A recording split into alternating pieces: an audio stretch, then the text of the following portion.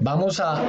eh, y esta es la parte más importante de la argumentación, en el caso de ustedes que son estudiantes, y es que puedan no solo identificar cuando hay un argumento por analogía en un texto, ya saben, es porque hay una comparación y ojalá explicada. Ahora, vamos a juzgar si es bueno el argumento, ¿sí?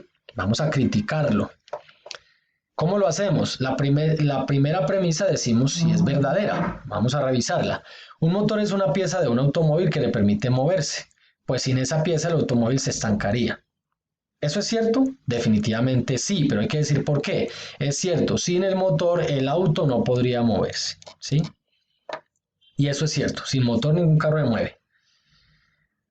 Ahora, en la segunda premisa ya no reviso si es cierta o no, sino que reviso si es relevante la comparación. Es decir, si los dos elementos que estoy comparando y de acuerdo a la característica sobre la cual estoy haciendo la comparación, hay relevancia o no. Es decir, en realidad hay un parecido ahí o no.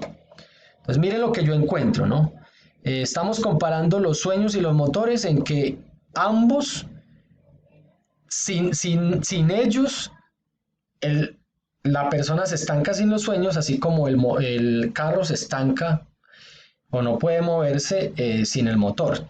Yo diría que la similitud es medianamente relevante, digo yo. Entonces, sí tiene una relevancia, pero en término medio, no tanto, y voy a explicar por qué.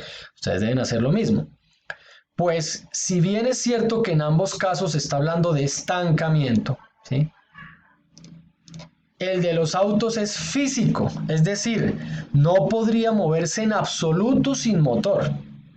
Mientras que el de los seres humanos, vamos a poner aquí un punto y coma, mientras que el de los seres humanos, o sea, el estancamiento es simbólico, pues se refiere al desarrollo personal, a la búsqueda de metas, aunque pudiera moverse físicamente aún sin sueños. Entonces, yo estoy diciendo, la comparación no es del todo exacta, porque el estancamiento del carro es físico, es decir, no se puede mover físicamente.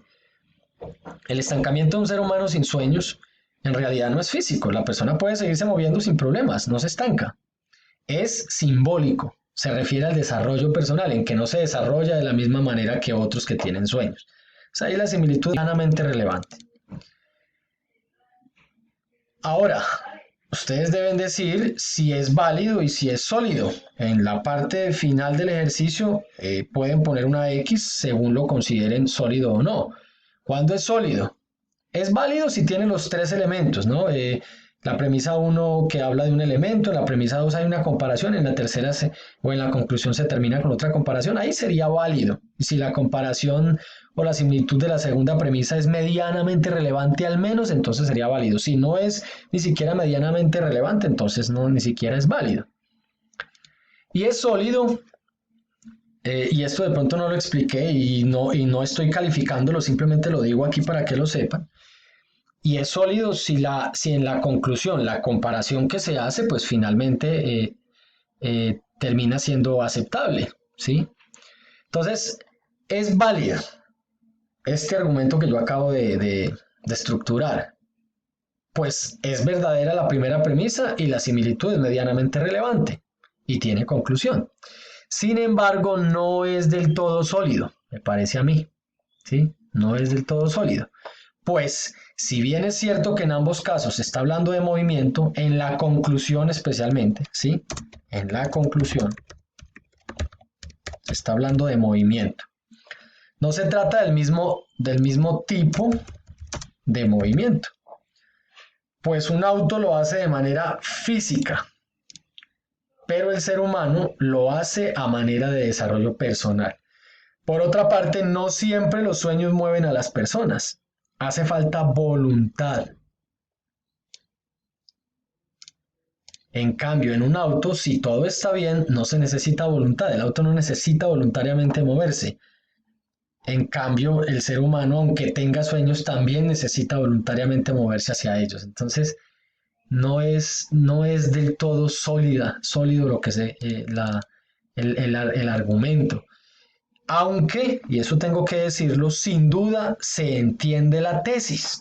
se entiende lo que uno quiere decir y en ese sentido resulta persuasiva. Ustedes mismos han dicho al comienzo de la guía que los argumentos se necesitan o son importantes a veces para persuadir, para convencer a una persona de algo. Entonces puede que este razonamiento no sea muy sólido, pero como queda clara la tesis, queda claro lo que yo quiero decir, resulta persuasiva. Puede mover a la persona a adherirse a lo que usted quiere decir.